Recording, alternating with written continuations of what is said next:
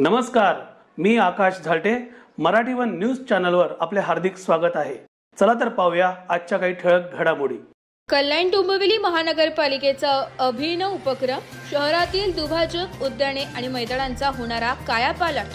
महापालिका आयुक्त अभिनव गोयल यांच्या संकल्पनेतून कल्याण डोंबिवली महानगरपालिकेने शहराचे सौंदर्य आणि स्वच्छता वाढवण्यासाठी एक व्यापक शहर सुंदर अभियान सुरू केले. या अंतर्गत शहरातील मुख्य रस्ते, दुभाजक उद्याने, खेळाची मैदाने आणि सार्वजनिक ठिकाणांची रंगरंगोटी, दुरुस्ती आणि सजावट केली जाते. पालिकेच्या इतिहासात पहिल्यांदाच एवढ्या मोठ्या प्रमाणावर शहरातील सार्वजनिक ठिकाणांचे सुशोभीकरण होत आहे.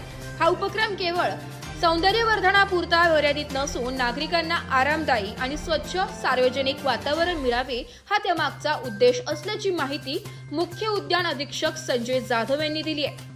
सध्या या कामांचा अंदाजे 25% भाग पूर्ण झालाय. उर्वरित काम गतीने सुरू असून नवीन वर्षापूर्वी शहराला नव्या आकर्षक रूपात सादर करण्याचा प्रयत्न आहे. विशेष म्हणजे रस्त्यांवरील दुभाजकांची रंगरंगोटी ही शहरातील विकासकांच्या मार्फत केली जात असून पालिकेला त्यासाठी एकही रुपया खर्च करावा लागणार नाहीये. शहरातील प्रमुख रस्त्यांवरील डिव्हायडरची पुन्हा रंगरंगोटी आणि वनस्पती सजावट, उद्यानातील बाग, खेळणी, व्यायाम साधनांची दुरुस्ती, मैदानांच्या आजूबाजूचा कचरा व्यवस्थापन आणि स्वच्छता मोहीम, सार्वजनिक भिंती चित्रांच्या माध्यमातून सामाजिक संदेश, दिवाळीतच हा उपक्रम राबवण्याचा पालिकेचा मानस होता. मात्र सततच्या अवकाळी पावसामुळे काही प्रमाणात विलंब झाला. तरीही प्रशासनाने कामाच्या गुणवत्तेवर कोणतीही तडजोड न करता गती कायम ठेवल्याचं त्यांनी स्पष्ट केलंय. सध्या कल्याण डोंबिवलीच्या रस्त्यांवर रंगीत दुभाजक, आकर्षक उद्याने आणि सुशोभित मैदानांनी नवीन झळाळी आणली आहे.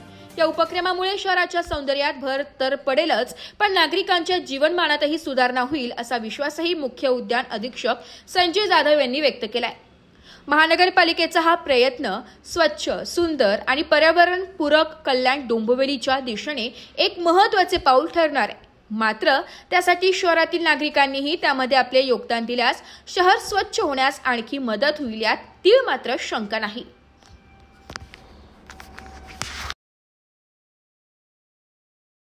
तर या होत्या आजच्या काही ठळक घडामोडी. उद्या पुन्हा भेटू याच ठिकाणी. धन्यवाद.